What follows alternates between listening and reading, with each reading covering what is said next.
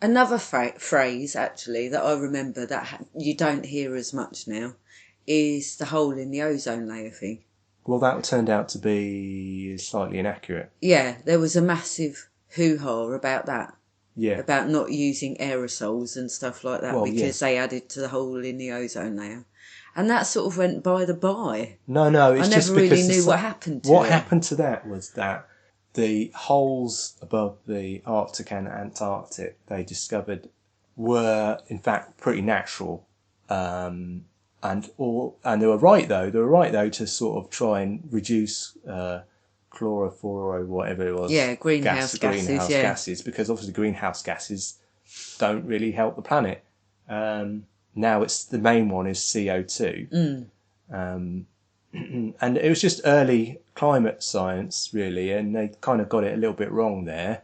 And so they don't use the term hole in the ozone layer anymore because there was always a hole in that part, in those parts. You know, it may be getting bigger.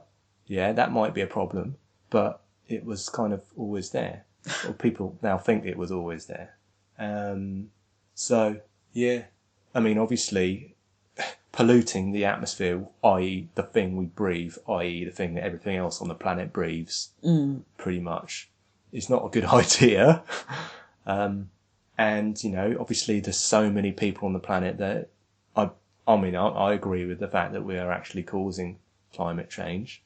And it's not really, and it's destabilising the environment, and so you're getting more chaotic weather, basically, and that's what, you know, in a nutshell, in my way of understanding it, is that, you know, they talk about global warming.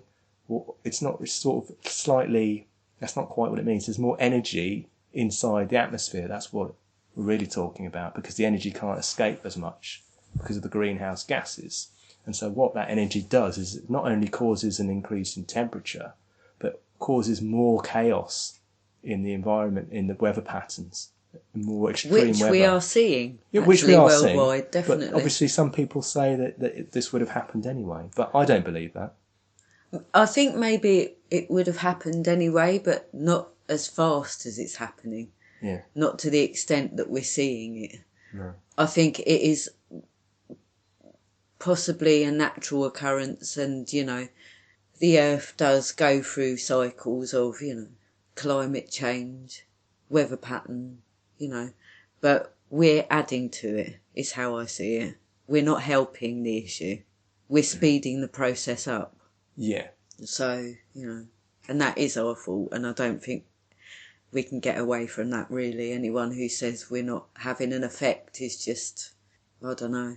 Well, I mean, there's really big money at stake, really. Yeah, that's the problem, isn't it? Yeah. And the fact that we're so dependent on fossil fuels. Yeah. And obviously there's a lot of money involved in that. There's a lot of livelihoods.